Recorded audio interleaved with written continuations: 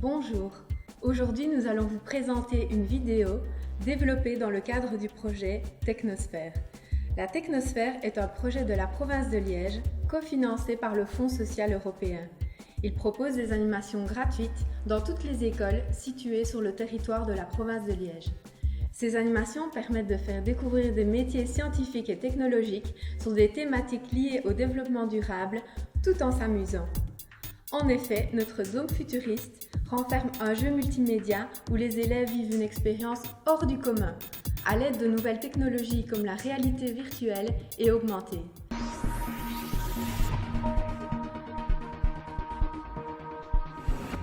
Passons au sujet du jour. Nous vous proposons de découvrir un sujet qui nous tient particulièrement à cœur, l'eau. Au centre des discussions écologiques de notre époque, la pollution de l'eau interpelle. D'ailleurs, seulement 50% des Européens boivent systématiquement l'eau du robinet. La pollution des eaux est provoquée par le rejet d'eau salie par nos activités domestiques, mais également par les diverses activités industrielles et agricoles nécessaires pour fournir les aliments et les biens dont nous avons besoin. À ce jour, 70% de l'eau est utilisée pour nourrir l'être humain. Elle est devenue la ressource la plus développée de la planète. Et en Belgique, nous consommons en moyenne près de 95 litres d'eau potable par jour et par habitant.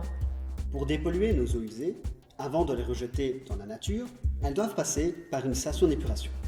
Selon la taille de la ville ou de l'agglomération, une station de traitement des eaux usées traite en moyenne 160 000 m3 d'eau par jour. Cela équivaut à plus ou moins 60 piscines olympiques. Les substances chimiques et nocives sont découvertes au fur et à mesure par les chercheurs, ce qui oblige les stations d'épuration à s'adapter sans arrêt à ces nouvelles découvertes. Il est de notre devoir, de plus dans le contexte écologique dans lequel nous sommes, d'avoir une consommation d'eau responsable et de veiller à la sauvegarde de notre écosystème.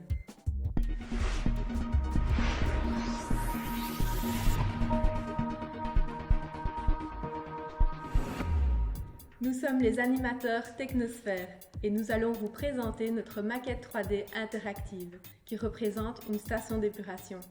Nous allons vous montrer chaque bâtiment qui la compose un à un. Les eaux usées ont quitté la ville. Elles vont s'écouler vers la station d'épuration en passant par les égouts. L'eau arrive dans le bassin d'orage qui sert à réguler la quantité d'eau arrivant dans la station. En cas d'apport trop important, l'eau est rejetée dans la rivière. Cela arrive lors d'orages ou de fortes pluies. Vous pouvez facilement relire le nom de ce bâtiment, car orage donne un indice sur sa fonction. Maintenant commence le traitement. L'eau passe dans le dégrillage. Elle s'écoule au travers d'une grille à barreaux, comme dans une passoire qui retient les plus gros déchets. Les techniciens y retrouvent toutes sortes d'objets. Des feuilles mortes à l'automne, des mégots de cigarettes, des coton-tiges, des morceaux de papier, de bois. Oh, on y retrouve beaucoup de choses, c'est étonnant.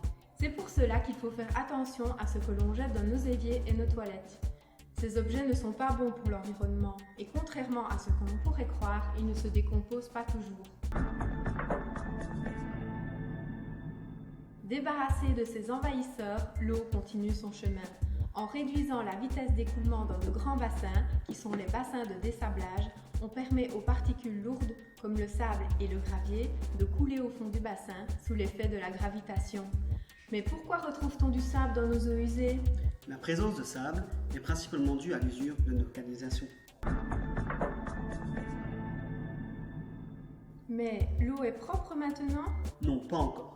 On doit injecter de l'air dans les bassins pour faire remonter les graisses et les huiles qui sont plus légères à la surface. C'est le déshuilage.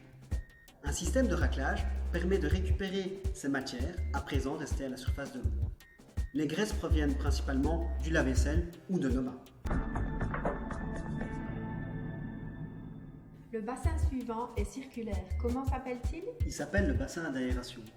Pour l'instant, l'eau est débarrassée de ses plus gros déchets visibles, mais elle est encore polluée. Et comment va-t-on dépolluer cette eau ? On va développer un bouillon de bactéries qui effectuera une épuration biologique.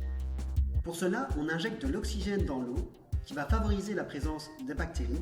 Celles-ci vont se gaver de polluants, se regrouper et former ce qu'on appelle des boues. Le prochain bâtiment est le clarificateur. Ça veut dire qu'il clarifie l'eau. Mais comment? En fait, dans le clarificateur, l'eau se repose pour laisser les bactéries gavées de pollution et transformées en boue tomber au fond du bassin. L'eau est épurée et est prête à retourner dans la rivière. Nous voici à l'étape du traitement des boues. Que se passe-t-il dans ce bâtiment? Dans ce bâtiment, on récolte les boues provenant du dessablage, du déshuilage et du clarificateur. Elles sont compressées et séchées pour être soit incinérées, soit utilisées comme engrais dans l'agriculture, soit exploitées comme matière première ou encore recyclées dans des centres adaptés. Les sables récupérés dans le bassin de dessablage peuvent être utilisés pour fabriquer du goudron pour le revêtement de nos routes. Il nous reste un bâtiment et il s'agit du plus important. Mais pourquoi? C'est le bâtiment administratif, où se trouve la salle de contrôle. Des ingénieurs et des techniciens supervisent le bon fonctionnement de la station d'épuration via ordinateur, ils analysent dans les laboratoires la bonne qualité des eaux rejetées et réagissent aux moindres dysfonctionnements. Leur travail est indispensable étant donné les nombreux imprévus qui surviennent chaque jour à la station. Vous pouvez donc maintenant observer toutes les étapes du fonctionnement de la station d'épuration sur notre maquette interactive.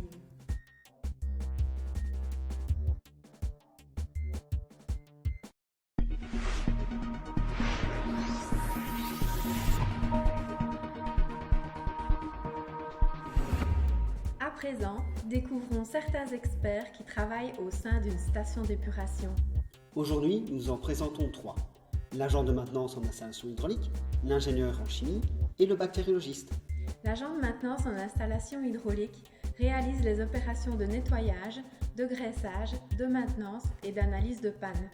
Selon sa spécialisation, il interviendra pour des opérations d'ordre électrique ou mécanique. Passons maintenant à l'ingénieur en chimie. Il s'agit d'un expert dans la fabrication des substances chimiques. Les ingénieurs chimistes essayent de trouver les meilleurs procédés possibles pour concevoir l'élaboration et la mise en forme des produits de l'industrie. Le dernier métier que nous allons voir est le bactériologiste. Un bactériologiste est un expert microbiologiste spécialiste en bactéries. Il identifie les types de bactéries et leurs environnements, il les repère, les identifie et les classe, il réalise des cultures bactériennes, fait des analyses chimiques et biologiques et analyse leur comportement. Il travaille souvent en laboratoire.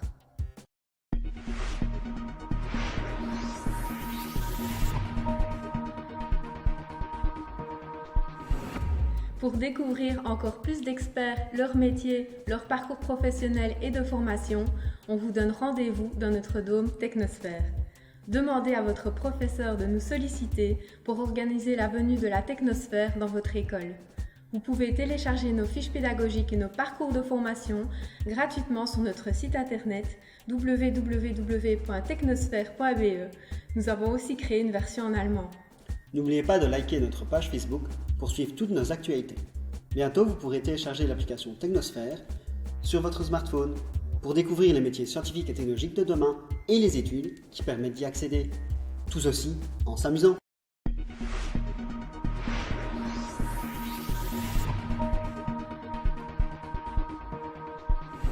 On espère que vous aurez appris de nombreuses choses et on vous dit à très vite dans l'aventure Technosphère. À très bientôt.